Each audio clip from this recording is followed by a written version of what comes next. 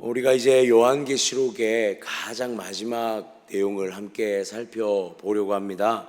요한계시록은 읽으면 읽을수록 느끼는 것이 결코 쉬운 성경은 아닌 것 같아요.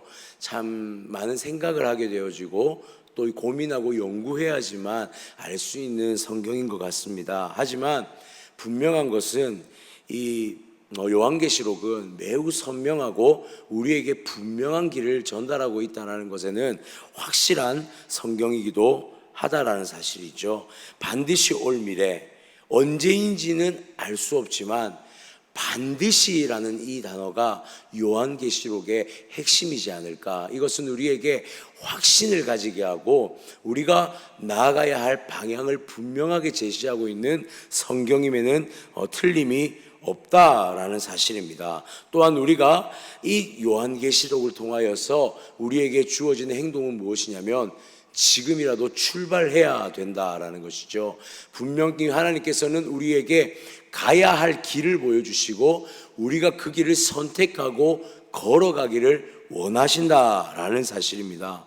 구약을 살았던 백성들이 예수 그리스도를 기대하며 그 삶을 살았던 것처럼 우리 또한 다시 오실 예수 그리스도 마라나타의 그 마음으로 살아가게 하는 이것이 바로 요한계시록이 아닐까 생각하게 되어집니다. 오늘 우리는 요한계시록의 가장 마지막에 이 성경을 함께 살펴보면서 다시 오실 예수님을 우리는 어떻게 기대하며 또한 기다리며 감당하며 살아가야 할지에 대해서 마지막으로 함께 살펴보기를 원합니다. 하나님의 말씀은 반드시 이루어지는 줄 믿습니다. 아멘이십니까? 이것이 우리의 확신이어야 합니다. 지금 우리 눈앞에 펼쳐진 이 말씀은요, 아직까지 기다려야 할 말씀은 분명합니다. 그러나 이 말씀은 반드시 이루어질 말씀이라는 확신이 그리스도인들에게 있어야 한다는 것이죠. 6절은 이렇게 기록합니다. 또 그가 내게 말하기를 이 말은 신실하고 참된지라 주고 선지자들의 영에 하나님이 그의 종들에게 반드시 속히 되어질 일을 보이시려고 그의 천사를 보내셨도다. 아멘. 이것은요 반드시 되어질 일입니다. 이것이 우리의 확신이 되어야 할 줄 믿습니다. 신실하고 참된 말씀이죠. 그런데 7절은 이렇게 기록합니다. 보라 내가 속히 오리니 이 두루마리의 예언의 말씀을 지키는 자는 복이 있으리라 하더라. 아멘. 보라 내가 속히 오리라라고 예수님께서 친히 말씀하셨습니다. 요한에게 나타나셔서 예수님 그 반드시 오실 것에 대하여서 분명하게 못 받고 계시더라라는 사실이죠. 그리고 예수님께서는 이 땅에 오심을 통하여서 그 확신하신 말씀을 분명히 증명해내시리라 약속하고 있는 것입니다. 중요한 것은요, 신실하신 하나님의 그 재림의 계획 앞에 우리는 어떤 고백으로 이 시간들을 감당해야 할 것인가입니다. 분명한 것은 말씀을 지키는 자가 복이 있다라고 말씀하고 있어요. 즉 반드시 올 그날을 우리는 감당하며 지키며 행하며 살아가고 있어야 된다라고 성경이 우리에게 말씀하고 있더라라는 사실입니다. 자, 그러면 우리는 무엇을 감당해야 할까요? 오늘 8절과 9절에 보니 우리에게 요구하는 것은 바로 예배하는 것이다 라고 말씀하고 있습니다. 8절과 9절을 볼까요? 이것들을 보고 들은 자는 나 요한이니 내가 듣고 볼 때에 이 일을 내게 보이던 천사의 발 앞에 경배하려고 엎드렸더니 그가 내게 말하기를 나는 너와 내 형제 선지자들과 또 이 두루마리의 말을 지키는 자들과 함께 된 종이니 그리하지 말고 하나님께 경배하라 하더라. 아멘. 누구에게 경배하라 말하고 있습니까? 소식을 가지고 온 천사에게 경배하는 것이 아니라 철저히 이 모든 계획을 세우시고 섭리하심으로 인도해 나가시고 이끌어 가시는 하나님 앞에 경배할 것을 촉구하고 있습니다. 이것은 무엇입니까? 예배하라는 것입니다. 자, 그런데 이 예배는요 단순한 예배가 아닙니다. 하나님 앞에 이 요한계시록에 우리가 드려져야 할 예배는 어떤 예배냐면 구원의 하나님을 경배하는 예배다라는 것입니다. 더 명확하게는 하나님 앞에 우리가 모여 예배하는 모든 예배 가운데 우리 가운데 구원의 고백들이 올려지는 예배여야 된다라고 말하고 있는 것이죠. 우리의 구원을 이루시는 분은 유일하게 하나님의 계획, 그 하나님밖에 없다라는 것을 우리가 분명히 인지해야 된다는 사실입니다. 하나님께서 우리의 모든 구원의 계획을 세우셨고 그 구원의 계획을 예수 그리스도를 통하여서 이루셨으며 그 구원을 선포하며 살아가야 할 그것을 성령께서 감당하게 하시는, 즉 삼위 하나님을 향한 우리의 예배가 올려지는 그 완전한 예배가 드려질 때에 그것이 바로 우리가 이 재림을 준비하며 살아갈 자들의 모습이다라는 것을 성경은 분명하게 보여주고 있다라는 사실입니다. 여러분, 재림을 기다리는 자는요, 하나님 앞에 예배하는 자여야 합니다. 하나님 앞에 구원을 선포하는 자들이어야 합니다. 모든 이들이 모여서 우리는 하나님의 구원받은 백성이며 당신의 다시 오실 날을 기다리는 자입니다라는 고백, 이것이 바로 재림을 기다리는 자들의 본 모습이다라고 말씀하고 있는 것이죠. 자, 그렇다면 재림을 기다리는 자들의 포괄적인 모습이 예배라면 나아가 10절에서 15절은 그 구원받은 자들이 어떻게 살아가야 할지에 대해서 더욱더 구체적으로 보여주고 있다라는 것입니다. 자, 10절과 11절 말씀 한번 볼까요? 또 내게 말하되 이 두루마리의 예언의 말씀을 임봉하지 말라, 때가 가까우니라. 이제 정말 이 때가 올 것이다 말하고 있습니다. 11절에 보니 불의를 행하는 자는 그대로 불의를 행하고 더러운 자는 그대로 더럽고 의로운 자는 그대로 의를 행하고 거룩한 자는 그대로 거룩하게 하라. 아멘. 자, 성경은 우리에게 뭐라고 말씀하십니까? 의로움과 거룩함에 몸부림치고 살아라고 말씀하고 있습니다. 의로움을 따르고 거룩함 앞에서 몸부림칠 것을 요구하는 것이죠. 누군가는 악을 행합니다. 그런데 누군가가 행하는 그 악에 우리가 비판하고 판단하고 그것이 어떠하다 저것이 어떠하다 말하는 인생이 아닙니다. 우리는 어디에 집중해야 합니까? 하나님의 의, 하나님의 뜻에 집중하는 인생을 살아야 된다고 말합니다. 그리고 그 말씀을 집중하여서 거룩함에 몸부림치며 살아라 말하고 있습니다. 즉 누군가의 불의의 행함, 누군가의 그 행함들을 우리가 그것을 판단하고 평가하는 것이 아니라는 거예요. 우리는 그것을 바라보면서 나는 지금 의롭게 살고 있는가, 나는 지금 하나님 앞에서 거룩을 위해 몸부림치고 있는지, 나의 삶이 하나님 앞에 어떻게 비추어질 것인가에 대해서 오늘도 우리는 고민하며 몸부림치며 살아라고 성경은 말씀하고 있다라는 사실입니다. 그리고 12절에 이렇게 말씀합니다. 보라, 내가 속히 오리니 내가 줄 상이 내게 있어 각 사람에게 그가 행한 대로 갚아주리라. 아멘. 하나님께서 무엇을 보십니까? 우리가 행하는 그 행하는 믿음을 보시겠다라고 말하고 있습니다. 이 행함은요, 그냥 단순한 행함이 아닙니다. 분명한 믿음에 근거되어진 행함이다라는 사실이에요. 말씀을 지키며 살아가는 자들의 행함에 대해서 갚아주시겠다 말씀하고 있는 것입니다.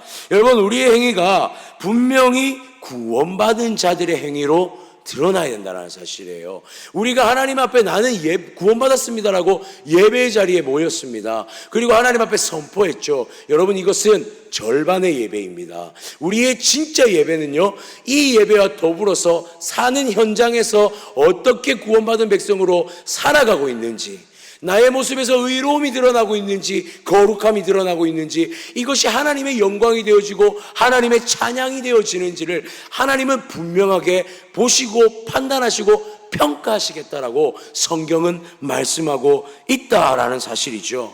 우리가 믿음의 고백으로 구원을 받으면 맞습니다. 그러나 믿음을 증명하는 삶을 살아야 된다라고 성경이 우리에게 촉구하고 있다라는 것입니다. 사랑하는 성도님들, 믿지 않는 자들은 어떻습니까? 믿음과 삶으로 살아내지 못한 자들은 오늘 성경이 우리에게 분명히 말씀하고 있습니다. 자, 14절을 보니 이렇게 기록합니다. 자기 두루마기를 빠는 자들은 복이 있으니 이는 그들이 생명나무에 나아가며 문들을 통해 성에 들어갈 권세를 받으려 함이로다. 아멘. 이것은 믿는 자들의 결과물이죠. 생명나무로 나아가게 합니다. 여러분, 생명나무는 어디에 있습니까? 에덴 동산에 있었습니다. 그 생명나무 앞으로 다시 하나님의 그 회복의 현장으로, 완전한 현장으로 나아갈 수 있는 은혜가 열린다면 믿지 않는 자들은 어떻습니까? 15절에 보니 개들과 점술가들과 음행하는 자들과 살인자들과 우상숭배자들과 및 거짓말을 좋아하며 지어내는 자는 다 성 밖에 있으리라. 여러분, 믿는 자는요 성 안에 있습니다. 믿지 않는 자들 어디 있습니까? 성 밖에 있습니다. 분명하게 구별해내시고 구분 지으시겠다라고 말씀하고 있는 거예요. 여러분, 우리에게 하나님이 요구하시는 것은 이것입니다. 믿음으로 행해라 라는 것입니다. 구원의 소리가 예배 가운데 올려졌다면 우리의 삶의 모습은 외쳤던 구원이 살아내어져야 한다라고 성경은 우리에게 말씀하고 있는 것이죠. 사랑하는 성도님들, 기억하시기 바랍니다. 오늘 우리의 삶에 믿음 있음이 묻어나기를 소원합니다. 정말 우리가 진정 믿음의 고백을 하였다면 우리의 삶 또한 마라나타의 삶으로 살아내어져야 할 줄 믿습니다. 의로움과 거룩함이 우리의 삶에 묻어나는 예수 그리스도의 흔적으로 남겨지는 삶이 되어지기를 주님의 이름으로 축복합니다. 마지막으로 성경은 한 가지를 더 우리에게 요구하고 있습니다. 그것은 무엇이냐면 증인의 삶을 요구하고 있습니다. 자, 이것은 예수님께서 초림으로 오셔서 승천하실 때 우리에게 주셨던 사명과도 같은 것이죠. 땅끝까지 이르러 내 증인이 되리라 하신 삶입니다. 그런데 오늘 성경이 말씀하는 증인은 단순히 증거만 하는 증인은 아니다라는 것입니다. 무엇을 증거할지를 분별하고 철저하게 진리만 증거해야 된다는 것을 성경은 말씀하고 있다는 것이죠. 18절과 19절 한번 볼까요? 내가 이 두루마리의 예언의 말씀을 듣는 모든 사람에게 증언하노니 만일 누구든지 이것들 외에 더하면 하나님이 이 두루마리에 기록된 재앙들을 그에게 더하실 것이요, 만일 누구든지 이 두루마리의 예언의 말씀에서 제하여 버리면 하나님이 이 두루마리에 기록된 생명나무와 및 거룩한 성의 참여함을 제하여 버리시리라. 아멘. 앞서 의로움과 거룩함으로 행하는 자에게는 생명나무의 앞에 설 것을 허락하신다, 거룩한 성 안에 머물 것을 허락하신다 하셨는데 예외된 것이 하나 있습니다. 바로 참된 증인의 삶을 살아내지 못했을 때 그것을 제하여 버리겠다 말씀하고 계시는 것이죠. 여러분, 증인의 삶은 무엇입니까? 예수 그리스도를 증거하는 삶입니다. 그것이 증인의 삶이라고 신약은 우리에게 말하고 있습니다. 중요한 것은 오늘 요한계시록에 그냥 증인의 삶이 아니라고 말합니다. 하나님의 진리의 말씀을 보태지도 말고 제하지도 말고 철저히 진리의 말씀 그것 가지고 증거하라 말씀하고 계십니다. 여러분, 이 대한민국만 보십시오. 수많은 이단들이 판을 치고 있다는 표현이 맞는 것 같습니다. 너무나 많은 이단들이 우리가 살아가는 현장에 있습니다. 그들은 그것이 진리라고 말합니다. 그것이 구원이라고 말하죠. 어쩌면 이 대한민국이요, 이단의 본산지라 불리는 곳입니다. 여러분, 어떻습니까? 그들은 성경을 마음대로 변질시킵니다. 그들은 성경을 마음대로 바꾸어서 선언합니다. 그 끝은 어떻습니까? 구원이 없습니다. 하나님께서는 이것을 무엇보다도 싫어하신다라고 말씀하고 계십니다. 증인의 삶의 가장 기본이 되어져야 할 것은 하나님의 말씀을 증거하는 것입니다. 그것은 곧 우리에게 무엇을 요구합니까? 말씀을 배우고 말씀을 알며 말씀을 깨달아가는 그 삶을 우리의 삶 속에서 우리가 해나가며 살아가야 한다는 것을 증언하고 있는 것이죠. 여러분, 우리가 말씀을 증거해야 할 줄 믿습니다. 누군가를 만나서 나의 간증을 증언하는 것 중요합니다. 그러나 그것에 무엇이 근거되어져야 합니까? 말씀이 근거되어져야 합니다. 하나님의 말씀이 내 삶 속에서 어떻게 드러났는지, 하나님의 말씀이 내 삶을 어떻게 인도해내고 있는지, 하나님의 말씀이 우리의 삶 가운데서 어떤 역사로 일어나는지 주의 말씀이 명확하게 나타날 때에 그것이 증인의 삶에 근거가 되어지고 무기가 되어진다라는 사실을 성경은 우리에게 분명하게 말씀하고 있다라는 사실입니다. 여러분, 증인으로 산다는 것은요, 이 두 가지가 필요한 것 같습니다. 말씀을 대하는 자세와 말씀을 증거할 용기가 필요합니다. 하나님의 말씀을 우리가 어떻게 배울 것인가, 하나님의 말씀을 우리가 어떻게 간직할 것인가? 이 하나님의 말씀을 어떻게 선언할 것인가?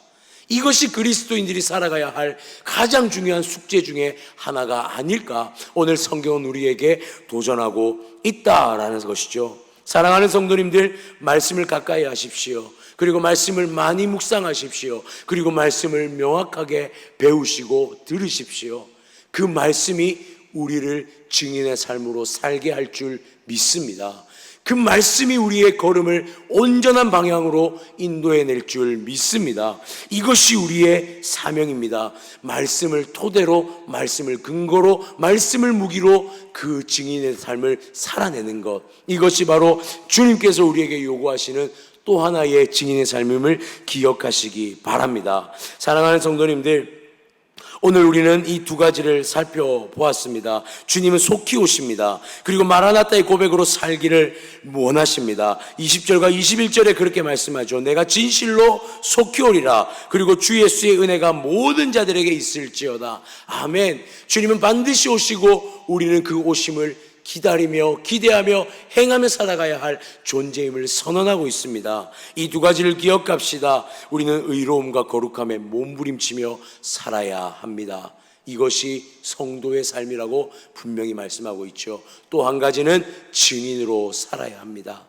하나님의 말씀을 마음판에 새기시기 바랍니다. 하나님의 말씀을 우리의 심령에 가득 담아내시기를 원합니다. 그리고 그것을 선포하시고 선언하시며 믿지 않는 자들을 향하여서 하나님은 살아계시다 선언하며 살아가는 우리가 되어지기를 원합니다. 의로움과 거룩함에 몸부림치는 성도, 증인으로서 하나님의 말씀을 붙들며 살아가는 성도, 그 성도의 삶, 주님 오시는 그날까지 마라나타의 고백으로 살아내어지는 우리가 되어지기를 주님의 이름으로 축원합니다.